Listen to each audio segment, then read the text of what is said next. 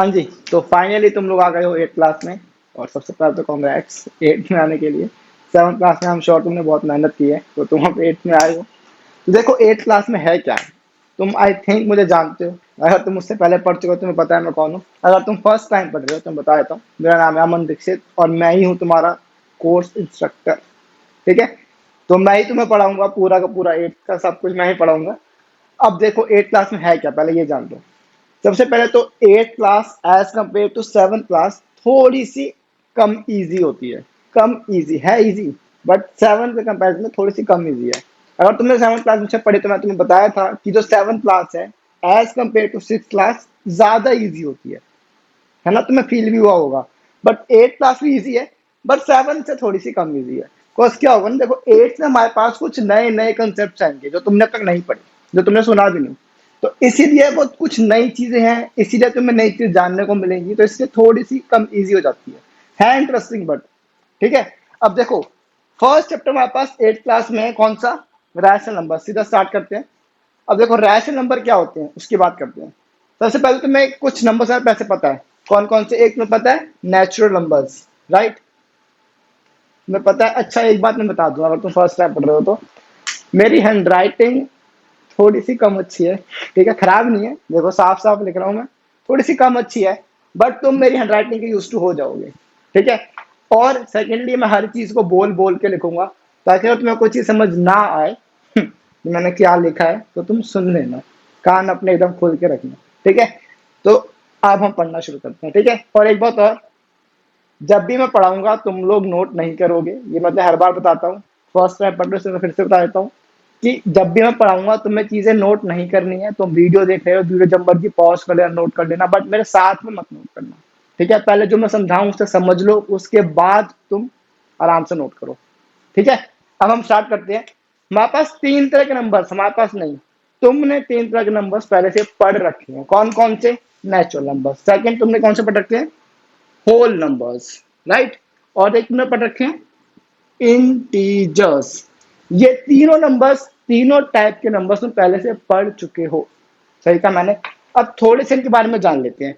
कौन हमारे पास अब एक क्लास में कुछ नई टर्म आई है, रैशनल नंबर। अब तुम कहोगे रैशनल तुमने कभी सुना ही नहीं, ये क्या होता है। ठीक है, तो रैशनल नंबर की एक डेफिनेशन प्रॉपर मैं तुम्हें दे दूंगा, बट तुम पहले समझ लो क्या होता है। ठीक है, हाँ, तुम्हें तीन नंबर्स पहले से पता है कौन कौन से नेचुरल नंबर है, कौन से होते हैं, जो कि वन से स्टार्ट होते हैं, 1 2 3, और कहां तक जाते हैं, अप टू इन्फिनिटी थी, इन्फिनिटी। ठीक है, 1 लाख, 10 लाख, 1 करोड़, 10 करोड़, 100 करोड़, जितना भी लास्ट नंबर है तुम्हारा, वो सब तुम्हारे नेचुरल नंबर में आते हैं।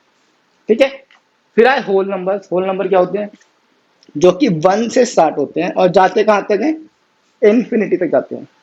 ठीक है, ये भी तुम्हें पता है। अब फिर हमारे पास आते हैं कौन से नंबर, इंटीजर्स आते हैं। कहां से स्टार्ट होते हैं, ये माइनस इन्फिनिटी से स्टार्ट होते हैं, मतलब ये नेगेटिव नंबर भी सारे लेता है। और कहां तक जाता है, -2, -1, 0, 1 2 3 अप टू इन्फिनिटी। मतलब नेचुरल नंबर जो वन से स्टार्ट होते हैं, होल नंबर जो जीरो से स्टार्ट होते हैं, और सारे नेचुरल नंबर भी आ गए इसमें, देखो। ठीक है, और इंटीजर क्या होते हैं, जो नेगेटिव सारे नंबर भी लेता है और सारे होल नंबर भी लेता है, मतलब जीरो भी आ गया और नेचुरल नंबर भी आ गए, है ना। ये सब तुम्हें पता है, सही कहा मैंने। अब देखो, अब तुम कहोगे सारे नंबर तो हो गए, बचा क्या। अब ये नए नंबर कैटेगरी की जरूरत क्या है, इनके अलावा कोई नंबर होते ही नहीं। -0 पॉजिटिव, और कुछ होता है, और कुछ नहीं होता, बट होता है। देखो, अच्छा अगर मैं इनका वेन डायग्राम बनाऊं तो पता है वेन डायग्राम क्या होता है, शायद तुम्हें नहीं पता होगा, बाद में तुम सीख लोगे, मैं तुम्हें छोटे हिंट देता हूँ। वेन डायग्राम्स होता है, हम ना डायग्रामेटिकली हम चीजों को एक्सप्लेन कर देते हैं। जैसे कि अगर ये मेरे पास है नेचुरल नंबर का सर्कल, ठीक है। अब देखो होल नंबर से क्या है, होल नंबर में सारे नेचुरल नंबर भी आते हैं, प्लस एक नंबर एक्स्ट्रा आता है। मतलब होल नंबर की कैटेगरी थोड़ी सी ब्रॉडर है as compare to natural number. सही कहा मैंने। मतलब होल नंबर्स में सारे नेचुरल नंबर तो आते ही हैं, प्लस एक नंबर एक्स्ट्रा भी आता है। सही कहा मैंने। तो इसका हम बनाएंगे ना, तो इसका वेन डायग्राम कुछ इस तरीके से बनता है। मतलब देखो, इस होल नंबर में सारे के सारे नेचुरल नंबर तो आ गए, प्लस एक जीरो भी एक्स्ट्रा, मतलब कुछ एक्स्ट्रा ही है, कुछ कम नहीं है। ठीक है, वैसे इंटीजर देखो, इंटीजर क्या है, integer as compare to whole number इसकी कैटेगरी और भी ज्यादा वाइडर है। ठीक है, मतलब इसका सर्कल और भी ज्यादा बड़ा बनेगा। मतलब इसमें सारे होल नंबर भी आ गए, सारे नेचुरल नंबर भी आ गए, और कुछ नंबर एक्स्ट्रा भी आ गए जो कि नेगेटिव वाले नंबर है। ठीक है, अब बात करते हैं रैशनल नंबर की। देखो रैशनल नंबर क्या होता है, रैशनल नंबर की डेफिनेशन है, तुम्हें डेफिनेशन जानने की कोई जरूरत नहीं है। ठीक है, मैं तो बता देता हूँ। एक ऐसा नंबर जिसको हम p/q की फॉर्म में लिख सकते हैं, वेयर बट q की वैल्यू 0 नहीं होनी चाहिए, दैट्स इट। ऐसे सारे नंबर्स को हम बोलते हैं रैशनल नंबर। अब मुझे पता है ये बात तुम्हें बिल्कुल भी समझ नहीं आई, तुम्हारे साथ को ऊपर से चली गई। सही कह रहा हूँ ना मैं, कोई बात नहीं, इग्नोर कर दो। तुम्हारा डेफिनेशन तुम्हें याद नहीं करनी, तुम्हें समझना है, मैं समझाऊंगा। ये एक डेफिनेशन है, सिंपल लैंग्वेज में कहा जाए तो rational numbers are all the numbers any number which can be represented in the form p/q। मतलब एक न्यूमरेटर होना चाहिए और एक डिनोमिनेटर होना चाहिए, बट डिनोमिनेटर की वैल्यू कभी भी 0 नहीं हो सकती, इसके अलावा कुछ भी हो सकती है। ठीक है, इसका रीजन तुम्हारे कोर्स में नहीं है। ठीक है, बट मैं तुम्हें समझा दूंगा। ठीक है, बाद में आज ही समझा दूंगा, बट थोड़ी देर के बाद। ठीक है, अब जरा समझ लो इरेशनल नंबर होते क्या, मैं डेफिनेशन समझ आ गई हो। अब देखो, अब तुम कहोगे सारे, तुम्हारा 1 मिनट पहले डाउट था कि सारे नंबर तो हो गए, अब कौन से नंबर बचे। तो बेटा 2/3, तुम इस नंबर को क्या नेचुरल नंबर बोल सकते हो? नहीं। क्या तुम इसे होल नंबर बोल सकते हो? ऑब्वियसली नो का 0 ही तो आ जाता है। क्या तुम इसे इंटीजर बोल सकते हो? नहीं। ना ही ये रैशनल नंबर है, सॉरी, ना ही ये नेचुरल नंबर है, ना ही ये होल नंबर है, और ना ही ये इंटीजर है। तो ये कौन सा नंबर है? क्या नंबर नहीं है? नंबर तो है। तो इन टाइप के नंबर्स को हम बोलते हैं रैशनल नंबर। समझ गए? मतलब सारे के सारे फ्रैक्शंस भी अब आ गए तुम्हारे पास। अब तो मेरे पास कंप्लीट नंबर आया था without any fraction, positive, zero and negative, but fraction अब तक तुमने नहीं पढ़े। पढ़े हैं बट फ्रैक्शन कौन सी कैटेगरी में आते हैं वो तुमने नहीं पढ़ा। तो सारे फ्रैक्शंस आते हैं रैशनल नंबर की कैटेगरी में। समझे? अब देखो, अगर मैं रैशनल नंबर का डायग्राम बनाऊं तो क्या हो जाएगा, वो कुछ इस तरीके का बनेगा। मतलब रैशनल नंबर में सारे इंटीजर भी आ गए, सारे होल नंबर भी आ गए, और सारे नेचुरल नंबर भी आ गए। अब तुम्हारा एक डाउट, आपने तो कहा इसमें फ्रैक्शन आते हैं, ये तो फ्रैक्शन है ही नहीं, ये भी फ्रैक्शन नहीं है, ये भी फ्रैक्शन, ये तो कंप्लीट नंबर है। तुम्हारा डाउट है ना ये। अब देखो, क्या मैं 2 को 2/1 नहीं बोल सकता? बोल सकता हूँ ना। तो क्या रैशनल नंबर नहीं बन गया? ये p है, ये q है, तो p/q फॉर्म हो गई कि नहीं होगी? ठीक है, अब नेगेटिव नंबर भी देख लो, क्या मैं -2 को -2/1 नहीं बोल सकता? बोल सकता हूँ। जब डिनोमिनेटर में कुछ नहीं होता तो 1 होता है। क्लियर? इसीलिए मैं सिंपल लाइन में कहूँ तो सारे तरह के नंबर, सारे नंबर तुम्हारे रैशनल नंबर होते हैं। अब ये तुम्हारी लास्ट कैटेगरी है, इसके बाद तुम 9th 10th 11th में कुछ भी नहीं पढ़ने वाले। ठीक है, मत एक कैटेगरी और आती है इरेशनल नंबर की, वो तुम सीखोगे 10th में। बट वो क्या है, सिंपल टर्म में बता दूं, जो p/q के फॉर्म में नहीं आते उन्हें हम बोलते हैं इरेशनल नंबर। ये तुम्हारे कोर्स का फिलहाल तो नहीं है, तो इग्नोर करो इसे। ठीक है, अब तुम्हें समझना है कि रैशनल नंबर क्या होते हैं। ठीक है, मतलब ऐसे नंबर जिनको हम p/q के फॉर्म में लिख सकते हैं। सिंपल टर्म्स में हम फ्रैक्शन की बात कर रहे हैं। सारे के सारे फ्रैक्शंस, बस q की वैल्यू 0 नहीं होनी चाहिए, मतलब डिनोमिनेटर में कभी भी 0 नहीं आना चाहिए। ठीक है, उन सारे नंबर्स को हम क्या बोलते हैं? Rational numbers. सिंपल। क्लियर है? अब देखो, अब मैं तुम्हें बताता हूँ कि डिनोमिनेटर में 0 क्यों नहीं आना चाहिए। ठीक है, ये तुम्हारे कोर्स का पार्ट नहीं है, मैं जनरल नॉलेज के लिए बता रहा हूँ। तुम्हें सुनना है तो सुन लो, वरना थोड़ी सी वीडियो आगे कर 20-30 सेकंड आगे कर दो। ठीक है, अब देखो, अब मेरे को ना एक बात का जवाब देना, बताओ। 2 नहीं, 6/2, इसका मतलब क्या है? मैं तुम्हें डिनोमिनेटर में 0 क्यों नहीं आना चाहिए इसको एक्सप्लेन कर रहा हूँ। ठीक है, उसके लिए तुम मेरे को जवाब दो कि 6/2 का मतलब क्या है। मैं तुमसे मतलब पूछ रहा हूँ। अगर किसी भी बच्चे ने बोला है 3, तो बेटा अपने कान पे मारो। मैं तुमसे क्या पूछ रहा हूँ, तुम पूछ रहा हूँ 6/2 का मतलब क्या है। मतलब 6/2 का आंसर नहीं पूछ रहा। 6/2 का आंसर है 3, यस, बट 6/2 का मतलब 3 नहीं है। समझे? 6/2 का मतलब है कि मैं 6 को 2 से कितने पे डिवाइड करता हूं, या 2 की टेबल में 6 कितने पर आता है, यही मतलब हुआ ना इसका। तो तुमने क्या दिया कि 2 3 6, मतलब 2 को अगर मैं 3 से मल्टीप्लाई करूं तो मेरा आंसर आ जाएगा 6। सिंपल। तो इसका सिंपल सा मतलब हो गया कि 6 को अगर मैं 2 से डिवाइड करता हूं तो क्या आंसर आएगा, या 2 को किससे मल्टीप्लाई करें, या 2 की टेबल में 6 कितने पर आता है, यही मतलब हुआ ना इसका। अब मेरे को बताओ, वैसे ही अगर मैं बोल दूं 27/3, इसका मतलब क्या हुआ, इसका मतलब है कि 3 की टेबल में 27 कितने पर आता है, दैट मीन्स इसका आंसर इसका हो जाएगा 9। बट इसका मतलब क्या है, 27 को किससे डिवाइड करें, मतलब 27 3 से कौन सी टेबल में आएगा, यही मतलब हुआ ना। अब मेरे को बताना 0/4 इसका क्या मतलब है। अब ध्यान दो, मैंने तुम्हें रैशनल नंबर के डेफिनेशन में क्या बताया था कि डिनोमिनेटर में 0 नहीं होना चाहिए। क्या मैं न्यूमरेटर के लिए कोई ऐसी बात बोली थी, नहीं बोली थी। मतलब न्यूमरेटर में 0 नेगेटिव पॉजिटिव कुछ भी हो सब चलेगा, बट डिनोमिनेटर में नेगेटिव और पॉजिटिव ही चलेगा, 0 नहीं चलेगा, ठीक है। अब इसका मतलब क्या है, इसका मतलब पूछ रहा हूं मैं, मतलब 4 की टेबल में 0 कितने पर आता है, कितने पे आता है, 0 पे आता है, 4 0 का 0 होता है ना, ठीक है। इसीलिए जब भी न्यूमरेटर में 0 होता है वो डिफाइंड है, ठीक है। मतलब 4 की टेबल में 0 कितने पर आएगा, मतलब अगर मैं 4 को किससे मल्टीप्लाई करूं जो मेरा आंसर बन जाए 0, यही मतलब हुआ ना इसका। तो 4 0 था 0, वैसे ही अगर मैं 0/100 कर दूं तो भी वही बात है, 100 इंटू में 0 इज इक्वल टू 0, मतलब 100 को किससे मल्टीप्लाई करें जो मेरा आंसर 0 बन जाए। अब ऑन दी अदर हैंड देखो इसमें क्या प्रॉब्लम है, इसका मतलब अगर मैं इसको उल्टा कर दूं, अगर मैं से कर दूं 2/0, ध्यान से सुनना, इसका मतलब होता है कि 0 को किससे मल्टीप्लाई किया जाए कि आंसर आ जाए 2, किससे मल्टीप्लाई किया। अगर किसी बच्चे ने बोला ना 0 से या 2 से, तो बेटा क्या करें तुम्हारा, 0 इंटू में 2 भी 0 होता है, 0 इंटू में 100 भी 0 होता है। 0 को तुम किसी भी नंबर से मल्टीप्लाई कर लो, किसी भी नंबर से, तुम्हारा आंसर कितना आएगा, 0 आएगा। मतलब तुम 0 को 2 तो कभी बना ही नहीं सकते, मतलब अब तक ऐसा नंबर नहीं बना जो जिसको हम 0 से मल्टीप्लाई कर दें और उसका आंसर कुछ और आ जाए एक्सेप्ट 0। समझ रहे हो मैं क्या कहना चाह रहा हूं, इन दोनों में फर्क यही है।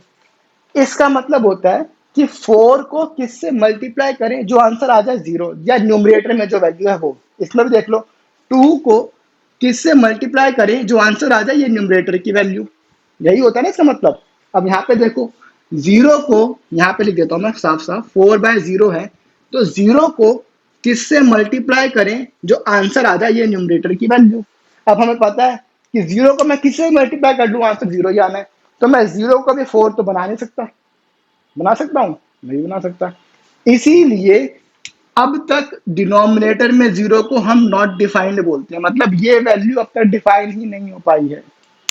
अब तुम डिफाइन करने की कोशिश कर लेना जब बड़े हो जाओ तो, ठीक है। फिलहाल मैं तुम्हें बता दिया है कि डिनोमिनेटर में 0 क्यों नहीं हो सकता। आई होप में क्लियर है, ठीक है।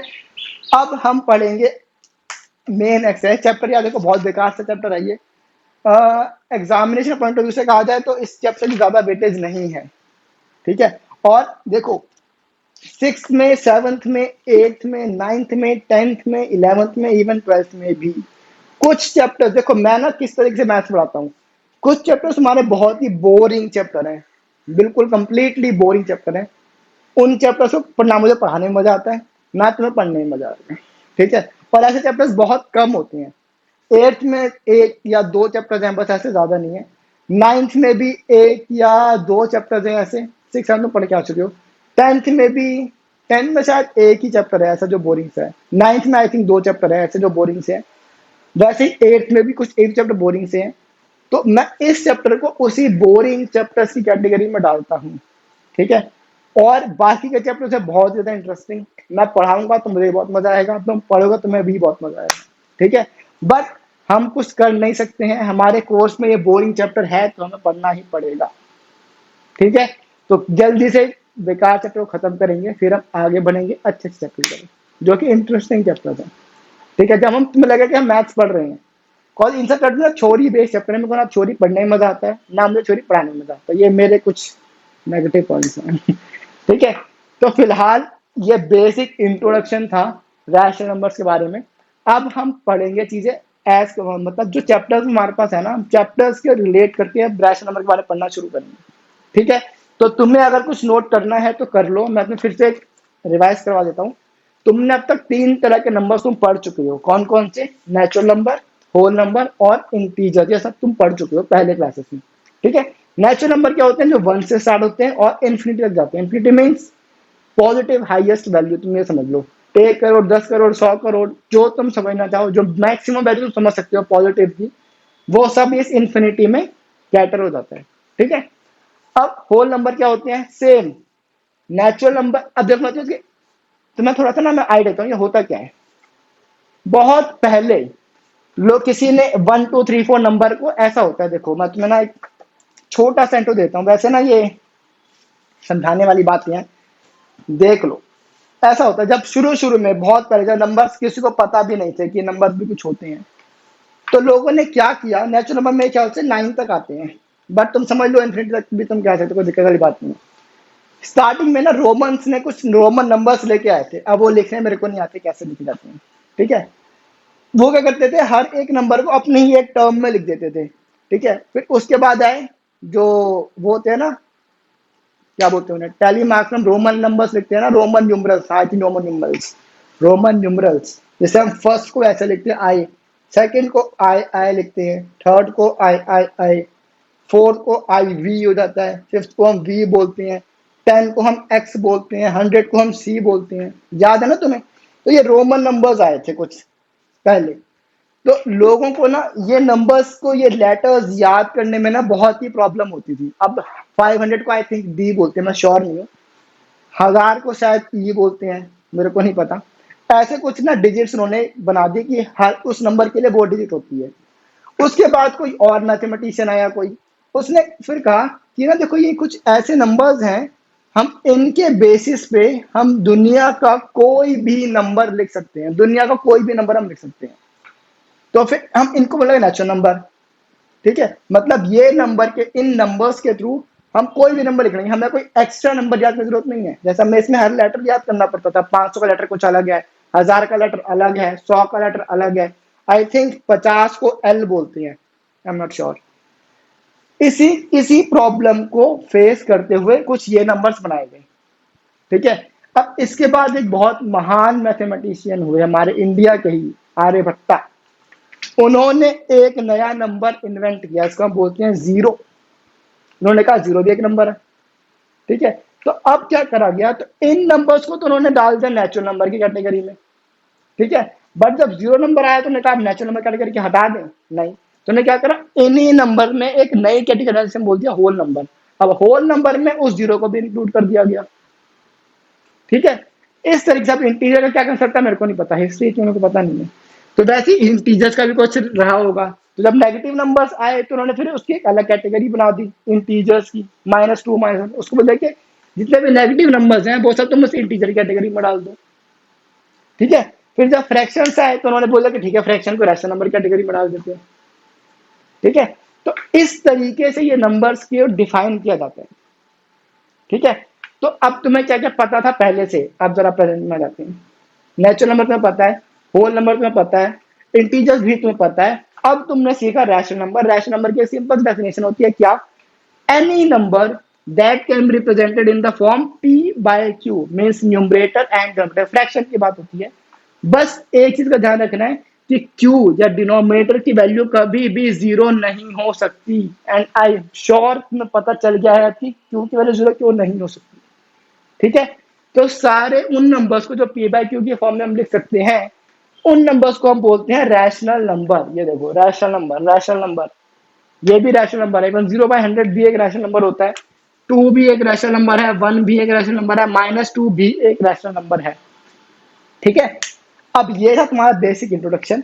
अब हम पढ़ेंगे अब देखो क्या है, अब ना हम कुछ प्रॉपर्टीज पढ़ेंगे। वो प्रॉपर्टीज भी तुम पढ़ चुके हो, तो भी ऑनेस्ट, जो तुम पढ़ चुके हो तुम्हें याद ना हो तो वो एक अलग बात है। तो तुम प्रॉपर्टीज पढ़ चुके हो, क्लोजर होती है एक प्रॉपर्टी, और कई प्रॉपर्टी, 4 प्रॉपर्टीज होती हैं बेसिकली देखा जाए तो अब प्रॉब्लम क्या है, तुमने वो सारी प्रॉपर्टीज पढ़ी with respect to natural number, whole number and integers.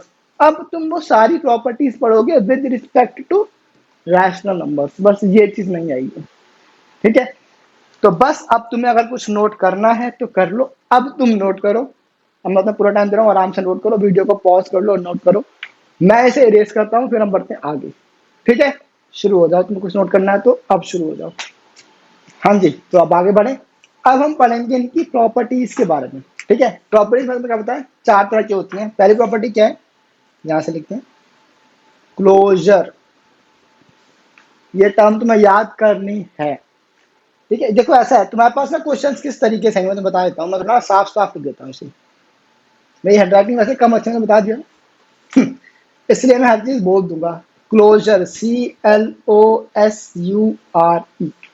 ठीक है, इसका मतलब क्या है वो सब बाद में बात करेंगे। ठीक है, पहले तुम बस जान लो कि उन प्रॉपर्टीज के नाम क्या है। ठीक है, इसके बाद आती है कॉम्यूटिव, COMMUTIVE। ठीक है, इसके बाद आती है एसोसिएटिव, और लास्ट होती है हमारे पास डिस्ट्रीब्यूटिव। ठीक है जी, ये हमारे पास 4 प्रॉपर्टीज होती हैं। और ये 4 प्रॉपर्टीज ये नहीं कि सिर्फ रैशनल नंबर के लिए होती है, ये ना कुछ बेसिक प्रॉपर्टीज हैं। मतलब देखो, ये प्रॉपर्टीज ना तुम अपनी बेसिक क्या बोलते हैं कॉमन सेंस की हेल्प से, या सिर्फ तुम थोड़ी सी अपनी कॉमन सेंस यूज करोगे ना, तो तुम ये सारी प्रॉपर्टीज बता दोगे कि ये किस कैटेगरी के लिए, किस नंबर कैटेगरी के लिए। मैं 4 कैटेगरी पढ़ चुनी है, natural number, whole number, integers and rational number. ठीक है, अब हमने देखो क्या करा, हमने ये प्रॉपर्टीज पहले नेचुरल नंबर्स और होल नंबर्स और इंटीजर्स के रिस्पेक्ट में हम पहले पढ़ चुके हैं, बट अब हम ये सब प्रॉपर्टीज पढ़ेंगे with respect to rational number. ठीक है, तो अब जरा ध्यान से सुनना क्या होता है। क्लोजर प्रॉपर्टी क्या बोलती है, अगर मैं, देखो एक बात और, ये सारी प्रॉपर्टीज ना 4 अलग अलग, देख लो मैं क्या बोलूँगा, हमारे पास 4 चीजें होती हैं, 4 ऑपरेशंस होते हैं basically, plus, minus, multiply and divide. ये होता है ना, मैंने शायद उल्टा लिख दिया, डिवाइड। ठीक है, तो हमारे पास 4 ऑपरेशंस होते हैं, और हम ना ये सारी प्रॉपर्टीज इन चारों ऑपरेशंस के रिस्पेक्ट में चेक करेंगे। ठीक है, अब देखो क्लोजर का मतलब क्या होता है, अगर मैं a प्लस बी कर दूं और जो मेरा आंसर आएगा C, अगर मैं 2 नेचुरल नंबर लेता हूं और उन दोनों नेचुरल नंबर का सम नेचुरल नंबर आता है, तो हम उस प्रॉपर्टी को बोलते हैं क्लोजर। मतलब 2 सेम टाइप के नंबर्स को प्लस या माइनस या मल्टीप्लाई डिवाइड करने पर जो आंसर आएगा, वो भी अगर सेम टाइप का नंबर है, तो हम बोलते हैं कि वो जो नंबर है वो क्लोज्ड है, या वो उसमें क्लोजर प्रॉपर्टी एग्जिस्ट करती है। तो मैं समझ नहीं आ रहा होगा, है ना। मैं एग्जांपल एक समझाता हूँ, देखना। मैं पहले ले रहा हूँ नेचुरल नंबर। देखो, मैंने प्लस के केस में लिया 1 + 2 कितना होता है 3। ठीक है, अब देखो, क्या 1 एक नेचुरल नंबर है, यस। क्या 2 एक नेचुरल नंबर है, यस। क्या इन दोनों का सम, जो इन दोनों का सम करने पे आंसर आया 3, क्या ये भी एक नेचुरल नंबर है, यस। तो नेचुरल नंबर के केस में एडिशन के ऑपरेशन में क्लोजर प्रॉपर्टी एग्जिस्ट करती है। ठीक है, अब नेगेटिव देख लो। अगर मैं लेता हूं 2, मैं लिया -1, इसका आंसर कितना है 1। अब देखो 2 क्या है, एक नेचुरल नंबर, 1 क्या है, एक नेचुरल नंबर, आंसर भी कितना आया 1, ये भी क्या है, एक नेचुरल नंबर। तो क्या तुम बोलोगे कि सब्ट्रैक्शन के केस में भी क्लोजर प्रॉपर्टी एग्जिस्ट करती है। देखो, हम ना एक सारे नंबर के लिए एग्जिस्ट करने चाहिए। अगर मैं देखो ये नंबर चेंज कर दूं, अगर मैं लिख दूं 2 - 5, इसका आंसर कितना आएगा -3। अब देखो, क्या 2 एक नेचुरल नंबर है, यस। क्या 5 एक नेचुरल नंबर है, यस। आंसर कितना आया -3। क्या -3 एक नेचुरल नंबर है, नो। -3 एक इंटीजर है, नेचुरल नंबर नहीं है। That means closure property subtraction के ऑपरेशन में नेचुरल नंबर के केस में एग्जिस्ट नहीं करती है। सिंपल एग्जांपल लो, अगर मैं यहाँ पे भी कर दूं 5, तो 5 माइनस 5 क्या होता है? 0। अब देख लो, दोनों नेचुरल नंबर है, बट इनका आंसर आया एक होल नंबर। 0 एक नेचुरल नंबर नहीं है, 0 एक होल नंबर होता है। तो इसीलिए सब्ट्रैक्शन के ऑपरेशन में नेचुरल नंबर के केस में क्लोजर प्रॉपर्टी एग्जिस्ट नहीं करती है। क्लियर है? वैसे मल्टीप्लीकेशन में देख लो, 2 into 3 answer is 6। Multiplication case में एग्जिस्ट करती है, कोई प्रॉब्लम वाली बात नहीं। अब डिवीजन में भी देख लो, अब तुम बोलोगे 6 divided by 2 is equal to 3, अब एग्जिस्ट करती है। बट अगर मैं बोल दूं 5 डिवाइडेड बाय 2, इसका आंसर कितना आएगा? 2.5। दो नेचुरल नंबर है, बट ये आंसर कौन सा आया? ये डेसिमल में आया। देखो डेसिमल को हम कैसे रिप्रेजेंट करते हैं, यही है ना, तो डेसिमल टाइम नीचे 10 बढ़ा दिया, यही होगा ना। तो ये एक कौन सा नंबर है? ये ना ही नेचुरल नंबर है, ना ही होल नंबर है, ना ही इंटीजर है। ये क्या है? ये एक रैशनल नंबर है, मतलब डिवीजन के केस में भी एग्जिस्ट नहीं करती है। ठीक है, तो ये क्लोजर प्रॉपर्टी है। ये हमने प्रॉपर्टी पढ़ी अभी किस कौन से नंबर के रिस्पेक्ट में? नेचुरल नंबर के रिस्पेक्ट में। अब हमें ये सारी प्रॉपर्टीज सारे ऑपरेशंस में हमें देखनी है रैशनल नंबर के केस में, यही है सब। बट बोरिंग चैप्टर में पहले ने कहा, अब बस हम जल्दी से को झेल लेते हैं। ठीक है, आ जाओ।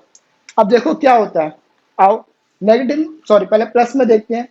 अगर मैं ले लूं 2/3 प्लस 5/3, इसका आंसर कितना आएगा? 7/6। सही कहा मैंने? अगर किसी बच्चे ने 7/6 कहा है तो बेटा तुम 8th क्लास में गलती से आ गए। ठीक है, तुम्हें अगर फ्रैक्शन को ऐड सब्ट्रैक्ट मल्टीप्लाई या डिवाइड करना नहीं आता है तो तुम्हें बहुत ज्यादा प्रॉब्लम होने वाली है। ठीक है, हम कभी भी डिनोमिनेटर को ऐड नहीं करते हैं। आई होप नहीं आई विश तुम्हें सब ये पता होनी चाहिए। ठीक है, हमेशा डिनोमिनेटर का एलसीएम होता है, तो इसका आंसर आएगा 7/3 ही। ठीक है, ये कैसे करते हैं मैं तुम्हें बाद में समझा दूंगा, बट अभी हम प्रॉपर्टीज को पढ़ लेते हैं, फिर मैं तुम्हें ये सब करना एक एक बार सिखा भी दूंगा, फिर से सिखा दूंगा। ठीक है, ये सब तुम्हें 6-7 में पढ़ के आनी चाहिए थी वैसे अच्छे से। बट बहुत बच्चे हैं, तुम 8th में हो, मैंने ना 10th 11th के बच्चे पढ़ाए हैं, उन्हें भी एलसीएम लेना नहीं आता होता। पता नहीं कैसे पढ़ रहे हैं बच्चे आजकल। ठीक है, चलो देख लो, अब मैं तुम्हें प्रॉपर्टी समझा रहा हूँ, एडिशन सब्ट्रैक्शन बाद में सिखा दूंगा दोबारा से। ठीक है, देखो 2/3 एक फ्रैक्शन है, दैट मीन्स एक रैशनल नंबर है। 5/3 ये भी एक फ्रैक्शन है, दैट मीन्स रैशनल नंबर है। आंसर आया 7/3, ये भी एक फ्रैक्शन है, दैट मीन्स रैशनल नंबर है। तो क्लोजर रैशनल नंबर के केस में प्लस के ऑपरेशन में एग्जिस्ट करती है। ठीक है, नेगेटिव में देख लेते हैं, इसी में देख लेते हैं। 2/3 माइनस 5/3 इज इक्वल टू, इसका आंसर कितना आएगा? -3/3। अब मैंने क्या कहा, रैशनल नंबर नेगेटिव नंबर को भी हैंडल करता है, दैट मीन्स ये भी क्लोजर प्रॉपर्टी एग्जिस्ट करेगी। मल्टीप्लाई में देख लो, 2/3 इंटू 5/3 इज इक्वल, अब इसका आंसर कितना होगा? 10/3। सही कहा मैंने? अगर तुमने ये कहा तो बेटा फिर से वही बात, तुम गलती से आ गए हो 8th में। मल्टीप्लाई में सब मल्टीप्लाई होता है, 10/9 इसका आंसर है, बाद में समझा दूंगा। बट अभी हम प्रॉपर्टी की बात कर रहे हैं।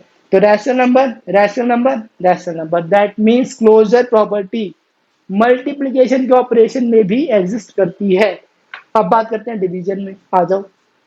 तो डिवीजन में क्या करते हैं, 2/3 डिवाइडेड बाय 5/3, इसका आंसर कितना होगा?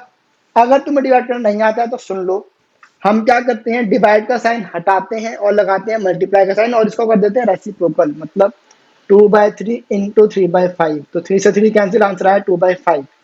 तो देखो रैशनल नंबर आंसर भी आया रैशनल नंबर, तो डिवीजन के केस में भी एग्जिस्ट करती है। बट मैं तुम्हें पहले समझाई थी एक बात, क्या हमें हर नंबर के केस में देखना है।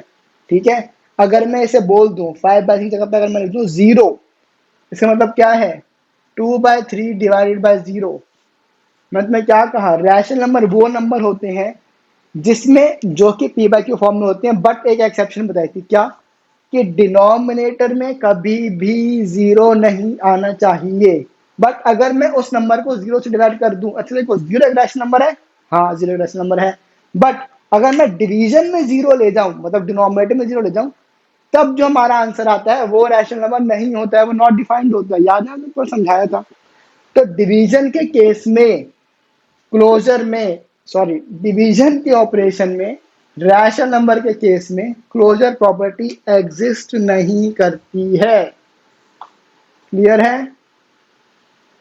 आई होप तुम्हें क्लियर है। मैं फिर से बताता हूँ।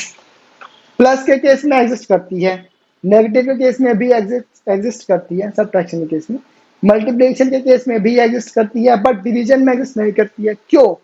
क्योंकि मैं कोई भी नंबर ले लूं, अगर मैंने 2/3 ले लिया और अगर मैं 2/3 को डिवाइड कर देता हूं 0 से, तो 0 तुम्हारा डिनोमिनेटर में चला जाएगा। और मैं तुम्हें अभी डेफिनेशन में तो क्या कहा था कि रैशनल नंबर ऐसे नंबर है जिनको हम p/q की फॉर्म में लिख सकते हैं, बट q की वैल्यू कभी भी 0 नहीं होनी चाहिए।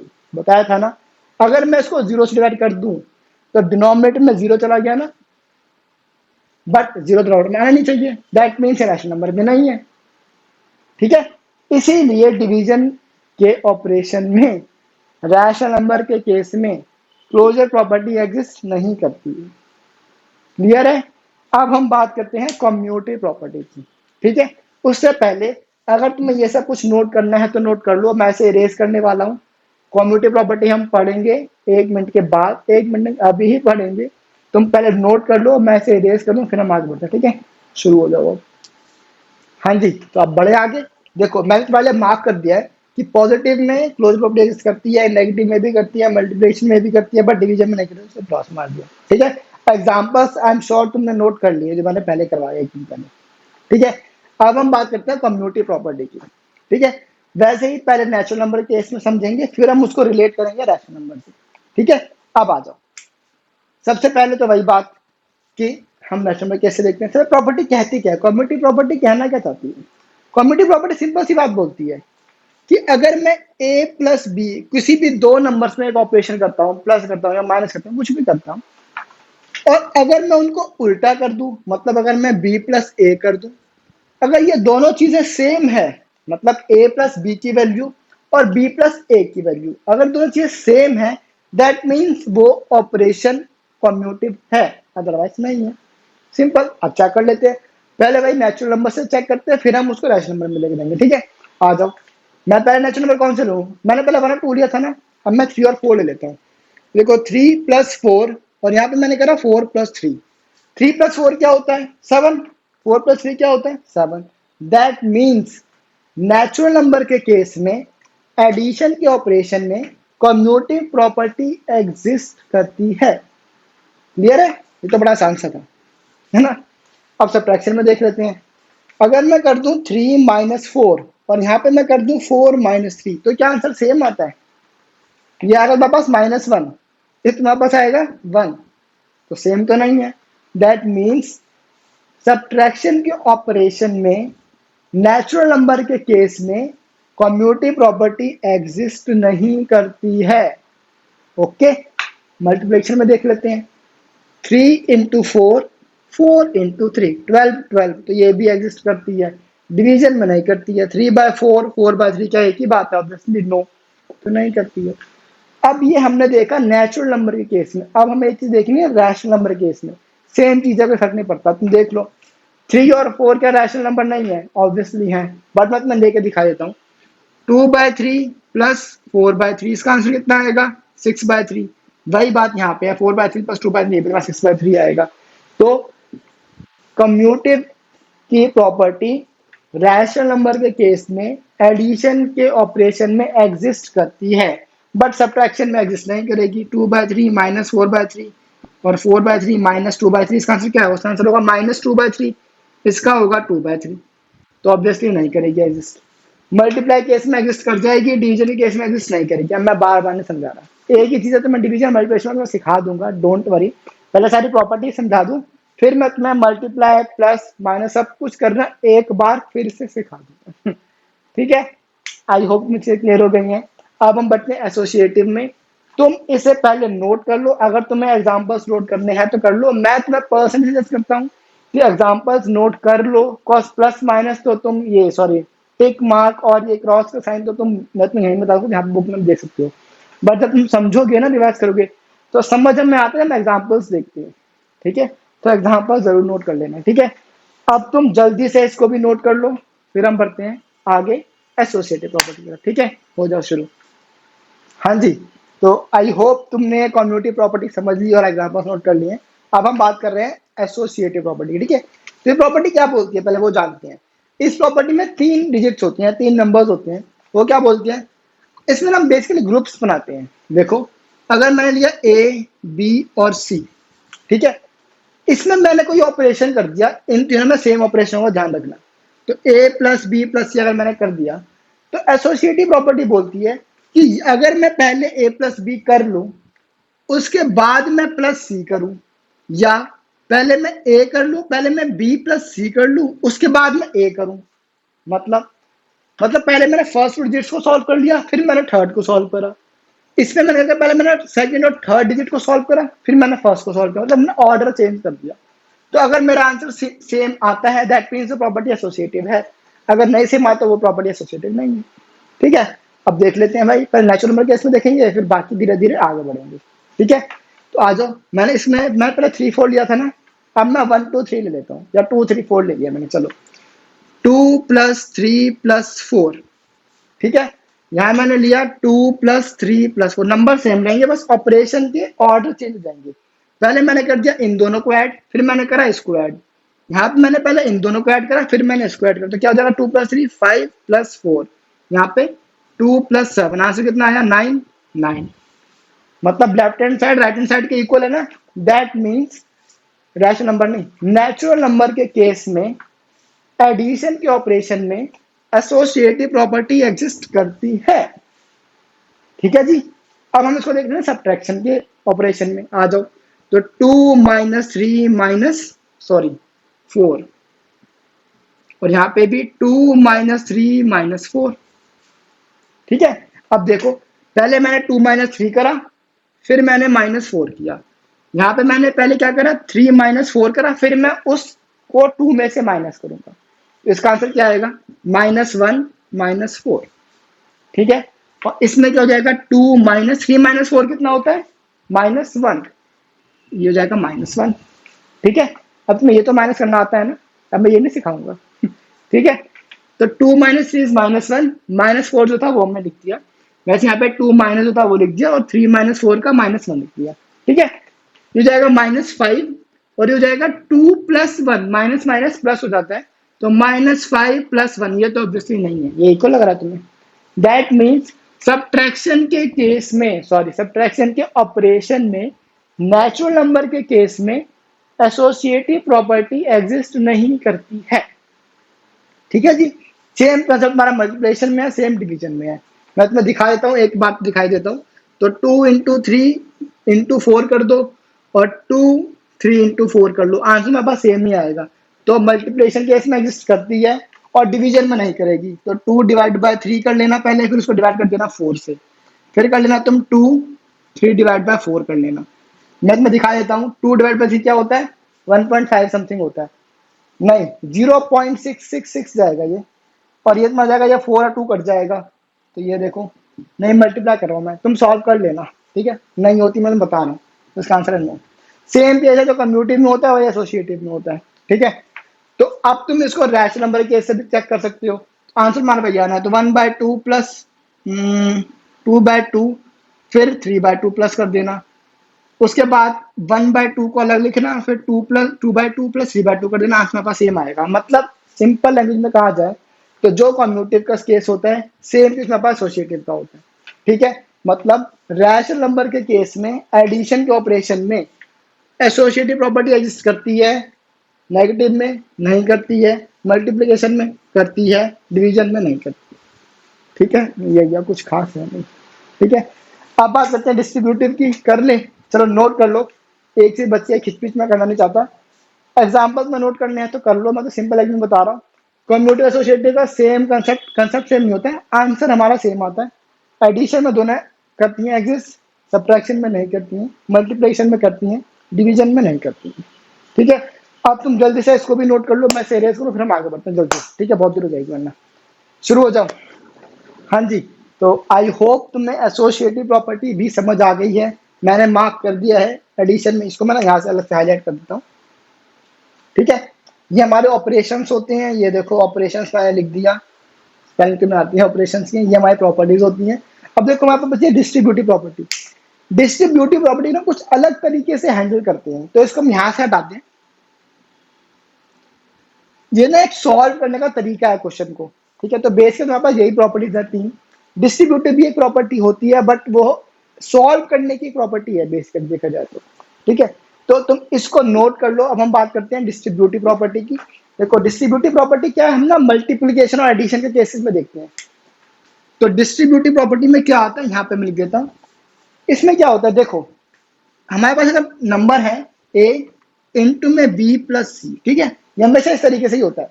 मल्टीप्लिकेशन और एडिशन के केस में ही होता है, डिवीजन में नहीं जाता ये वाला। डिवीजन में भी जाता है, बट मैं समझा दूंगा, एक कंसेप्ट है, तुम वैसे ही सॉल्व करते हैं मुझे। ठीक है, इसका मतलब होता है कि मैं इसको इससे मल्टीप्लाई करूंगा ए बी, फिर मैं इसको इससे मल्टीप्लाई करूंगा प्लस ए सी। यह एक तरीका होता है सॉल्व करने का। मतलब इसका मतलब है कि जो ए नंबर है, एग्जाम्पल देखो, तुम बात तो छोड़ो, मैंने अब लिखा 2 3 प्लस 4। ठीक है, अब तक तुमने बॉड मास एक रूल पढ़ा होगा, मैं सही कह रहा हूँ, BODMAS पढ़ा है ना तुमने बॉड मास? नहीं पढ़ा तो बहुत गलत बात है, पढ़ा होना चाहिए तुम्हें। तो BO का मतलब होता है ब्रैकेट ऑफ। ये हमारे ना ऑपरेशन, जो ऑपरेशन है ना, इन ऑपरेशंस को सॉल्व करने का एक ऑर्डर बताता है कि सबसे पहले तुम्हें क्या करना है, ब्रैकेट्स ऑफ करने हैं, फिर तुम्हें डिवाइड करना है, फिर तुम्हें मल्टीप्लाई करना है, फिर तुम्हें ऐड करना है, लास्ट में तुम्हें सब्ट्रैक्ट करना है। ये एक ऑर्डर हमें डिफाइन करता है। ठीक है, बट ये जो चीज है इसमें हमारे पास क्या होना चाहिए, ये क्वेश्चन है, तो अगर मैं इसको बॉड मास के केस से देखूं तो इसका आंसर क्या होना चाहिए, पहले हमें ब्रैकेट ऑफ करना है, मतलब 2 3 प्लस 4 7, यही होगा। फिर हमें मल्टीप्लाई करना है, 2 इंटू में 7 दैट इज 40। तो हमें इस तरीके से आंसर निकालना चाहिए एज पर BODMAS rule. But distributive property बोलती है कि इसका सिंपल सा मतलब है कि 2 जो है वो 3 से भी मल्टीप्लाई हो रहा है, और जो 2 है वो 4 से भी मल्टीप्लाई हो रहा है। ठीक है, तो देखो क्या हो सकता है इसका आंसर, 2 इंटू में 3 इज 6, 2 इंटू में 4 इज 8, 6 प्लस 8 14। देख लो आंसर तुम्हारा सेम आया। अब तुम्हारे मन में एक डाउट आया होगा कि सर जब हमें बॉड मास रूल पढ़ाए जा रहे हो पिछले 2 साल से, तो अब ये नई डिस्ट्रीब्यूटिव प्रॉपर्टी लाने का क्या सेंस बनता है? बिल्कुल तुम्हारा नॉर्मल बिल्कुल जायज क्वेश्चन है। इसका आंसर देखो, तुम अब तक तुमने पढ़े हैं नंबर्स, तो तुम नंबर्स में 3 + 4 को सॉल्व कर सकते हो, कोई बड़ी बात नहीं है। बट तुमने वेरिएबल्स पढ़ लिए कि नहीं पढ़ लिए? अगर तुमने नहीं पढ़े हैं तो तुम्हारे पास वेरिएबल्स आने वाले हैं।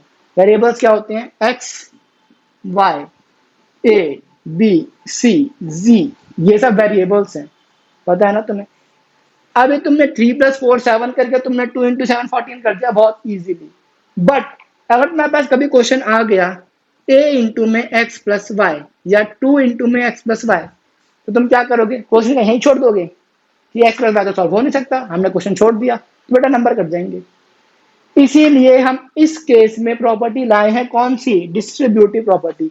अब ये प्रॉपर्टी हमें क्या कहती है कि बेटा 2 को x से मल्टीप्लाई कर लो, आंसर क्या हो जाएगा 2x, 2 को y से भी मल्टीप्लाई करो, आंसर क्या हो जाएगा 2y।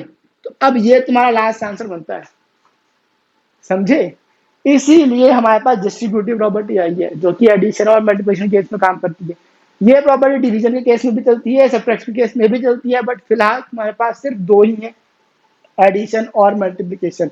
मैं तुम्हें बता देता हूँ, मान लो यहाँ पे अगर माइनस है तो तुम क्या करोगे, ए बी माइनस ए सी हो जाएगा, बस इतना सा फर्क पड़ेगा, जो साइन होता है वही साइन लग जाता है। बट तुम्हारे पास फिलहाल माइनस नहीं है, तुम्हारे पास पॉजिटिव ही है, तो तुम इसको पॉजिटिव ही लेके चलो, एडिशन और मल्टीप्लिकेशन है, दैट्स इट। ठीक है जी, बस हमारे पास ये 3 4 चीजें ही हैं, और दो चीजें और हैं जिन्हें हम बोलते हैं एडिटिव इनवर्स, मल्टीप्लिकेटिव इनवर्स, वो भी मेरे पास है, वो हम पढ़ेंगे जब मेरे पास क्वेश्चन आएगा तब, उससे पहले नहीं पढ़ाऊंगा। ठीक है, तो मेरे ख्याल से आज की क्लास काफी बड़ी हो गई है, तो तुम्हारे पास होमवर्क क्या है आज की क्लास का? देखो, अगर तुमने 6 7 में मुझसे पढ़ा है तो तुम्हें पता है कि मैं किस तरीके से पढ़ाता हूँ। तुम्हें होमवर्क भी मिलेगा और तुम्हें होमवर्क के सॉल्यूशन की क्लास अलग से भी मिलेगी। ठीक है, तो होमवर्क जरूर करना। कई बार तुम्हें होमवर्क ज्यादा मिलेगा, कई बार होमवर्क कम मिलेगा। ज्योमेट्री में मैं तुम्हें होमवर्क बहुत कम देता हूँ, अलजेब्रा में होमवर्क थोड़ा सा ज्यादा होता है, थोड़ा सा ज्यादा। ठीक है, तो फिलहाल आज की क्लास में बस होमवर्क क्या है, कुछ भी नहीं है, तुम्हें सिर्फ जो मैंने पढ़ाया है तुम्हें वो रिवाइज करना है। ठीक है, मैं अपने कंसेप्ट सारे बता दिए हैं इस चैप्टर में। इन 4 चीजों के अलावा और कुछ भी नहीं है। 2 चीजें और हैं, मल्टीप्लिकेटिव इनवर्स और एडिटिव इनवर्स, ये 2 चीजें और हैं, वो मैं तुम्हें बताऊंगा जब हम क्वेश्चन पढ़ेंगे तब। ठीक है, फिलहाल आज की क्लास में खत्म कर रहा हूँ यहीं पे, काफी बड़ी क्लास हो गई है मेरे ख्याल से, और नहीं पढ़ेंगे हम। बस अपना ये पढ़ लो, तुम्हें कुछ नोट करना है तो नोट कर लो। हम मिलेंगे नेक्स्ट क्लास में। Till then bye bye.